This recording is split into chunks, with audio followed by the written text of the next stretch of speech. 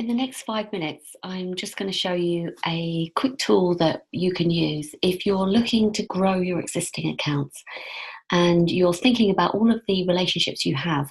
And this particular tool is very pertinent, I think, if you have a big client where you have multiple points of contact. So the first thing to say is that this is what a relationship life cycle looks like, where you go from a relative stranger when you first started working with your client to then you become a supplier, and then they start to like working with you and you become hopefully a desired supplier, someone that they seek out. And then you become a trusted advisor because you end up knowing a lot more about their brand and you can add a lot more value. But then once you've moved from strategic trusted advisor, you get to strategic ally. And this is the most profitable position to be in with any client relationship. They are so pleased with what you've done for them. You've added masses of value to their business and they trust you and they come to you for advice. So that is the most profitable part of a relationship. So it really is dependent on where you are with your client relationships as to how easy it is to grow the business. Because obviously the more you're a stranger, then the harder it is to grow that relationship. Whereas if you're a strategic ally, you can then proactively go to your client with new suggestions for new things they should do, and they'll be very open to it. So with that said, here's what we call a client advocate map. And this is to map the names of the clients where you have contact in terms of how supportive they are and how influential they are within their client organization. So you can literally plot your supporters and your blockers. Now, if they're less supportive, it just simply means that maybe you haven't worked a lot with them recently. They may be a little bit unhappy with what you've done. They may prefer to work with another agency. But once you've plotted them, you can kind of see where is their work to be done. And in this scenario, the majority of the work that needs to be done to turn a relationship round is where the active blockers are.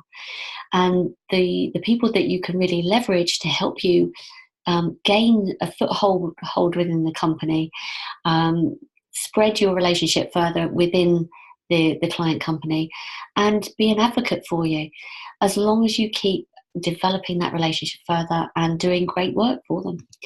So you can literally plot all the names of your clients on this matrix, and then a few ideas for how you can use this could be with those really supportive, very influential people. You can perhaps ask for testimonials, ask for referrals. You can ask for their brand plans so that you can see their objectives and you can work out how best to meet their problems, challenges, objectives. Be proactive with new ideas. A client will never tell you that they want you to surprise them, but they want you to be thinking about their business the same way they do. You could also offer some training maybe. And this is a great way to get the rest of the organisation to come and see you if you offer to go in and maybe do a lunch and learn session on a subject that you know is going to be of value to them. So that can help you. And these people can open the doors. With the blockers who are very influential, really what you want to find out is how they feel about you. Why are they blocking you? Is it because they prefer to work with other people? Or is this something that you can do to turn them around, to actually kickstart that relationship? So ask for feedback. Maybe conduct a client agency review. If you feel that you're perhaps too junior to be reaching out to these people, and they are the ones that are more senior and you're not perhaps, then introduce one of your senior members of the team to that person. But the key thing is to understand their priorities. Now, with the other side of the segment, if they are less influential but they're very supportive, then maybe bring them on board, invite them to the agency, keep them on side and gather information, because these people are close to the business. They can perhaps help you with understanding how the company works culturally, maybe introduce you to a few people that might be beneficial, mutually beneficial. And with the less influential and less supportive people, then make them feel included in the project. Maybe CC them, maybe keep them updated on projects. Because ultimately, what you're trying to do is spread the relationship risk. And this is just one tool that you can use to do that. Once you've done this work, you can put it into some kind of action plan. So you can literally plot the names of your client contacts, your corresponding team members, and the actions that you want to take as a result of doing this exercise. So I hope this has been useful.